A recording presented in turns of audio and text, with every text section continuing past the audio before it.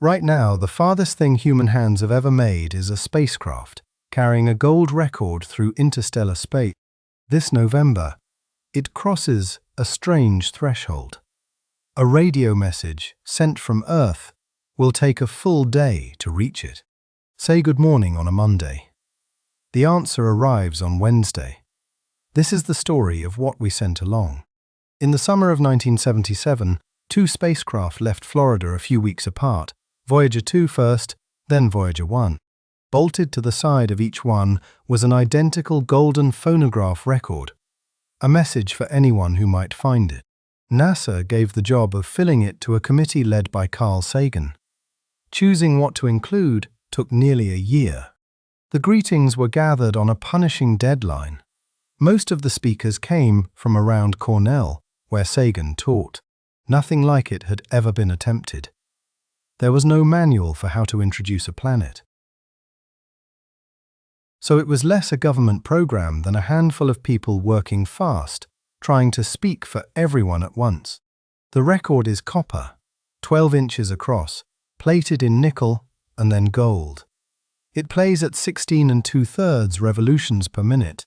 Its aluminium cover carries a thin layer of uranium-238, gently radioactive, with a half-life of 4.5 billion years. It is a clock.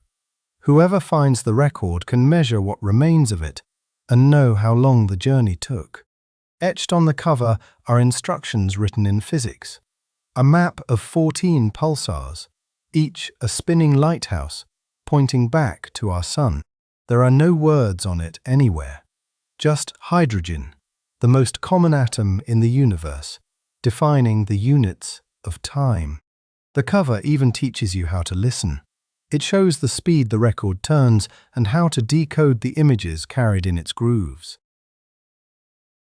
Whoever finds it will speak no human language, so the instructions assume nothing. Nothing but physics, which is everywhere the same.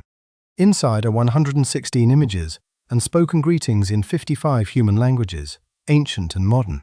The first image is a simple circle for calibration, a promise, in effect, that the rest can be decoded. Then the pictures begin the way life does. Cells dividing, a birth, a group of children gathered for a photograph. There are places, the Great Wall of China, the Taj Mahal, the Snake River winding beneath the Grand Teton. There is a string quartet caught in mid-performance and a radio telescope in the Netherlands, an ear turned to the sky. Whoever chose these was not building an encyclopedia. They were assembling a family album for Strainburn, for strangers. The greetings reach back as far as language itself. Sumerian, Akkadian, Hittite. May all be well. Others are startlingly ordinary. The greeting in Amoy asks, "Have you eaten yet? Come visit us if you have time." One is simply from a computer programmer in a little university town called Ithaca on the planet Earth. 55 voices, and not one of them knew who they were speaking to. They said hello anyway. And then the sounds of Earth itself, surf and wind and thunder, birdsong and whales, a train, a kiss, a baby crying. One writer called the sound collage an audio poem, a short history of the planet told in noise. There are 90 minutes of music too, gathered from across the whole planet, from many cultures and many centuries. There are 27 pieces of music in all, and the story of one of them is worth slowing down for. In 1927, a blind Texas street preacher recorded a song with almost no words, a hum and a sliding guitar. It is called "Dark Was the Night, Cold Was the Ground." It is about nightfall, when you have nowhere to sleep. The committee chose it for exactly that reason. Night has never fallen here without finding someone in that plight. Versky the music carried out a remucanatory, alinity kilias. Sagan said the music carried our vulnerabilities and our love, a longing for contact with other beings in the depths of space. The music caused arguments. When Chuck Berry's Johnny B. Good was proposed, one critic objected that rock and roll was adolescent. Carl Sagan's reply became famous.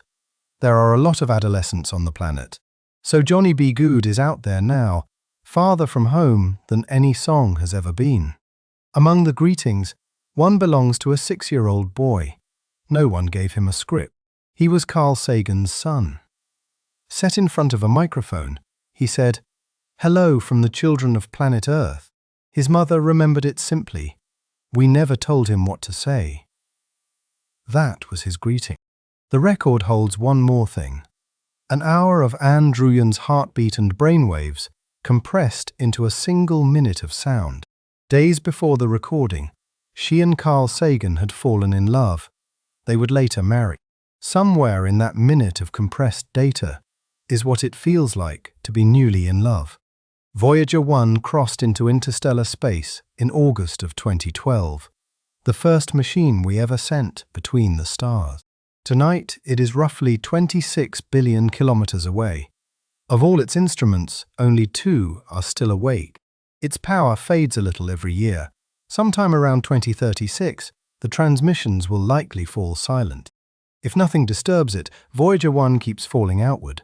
In about 40,000 years, it finally nears another star.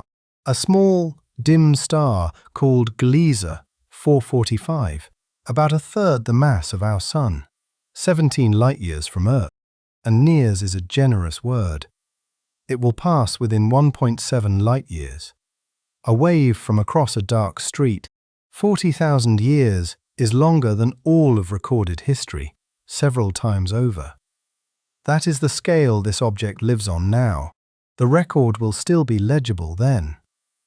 The uranium clock on its cover will have barely begun to move. But silence was always part of the plan. The record needs no power, no antenna, and no one listening back home. Gold does not rust, and space is gentle to the things that drift through it. The record should last 1 billion years, long after our cities, and perhaps our planet's surface. It may be the last proof that we were here, that we made music. Both records are still out there tonight. 2 ships on 2 different roads out of the solar system. They carry the same 116 images, the same 27 songs, the same small voice saying hello. I'm didrenuation saddened after the week. No one will ever bring them home. That was always the point. They were made to be given away. And if no one ever finds them, they still did their work on the night we sat down and decided what to say.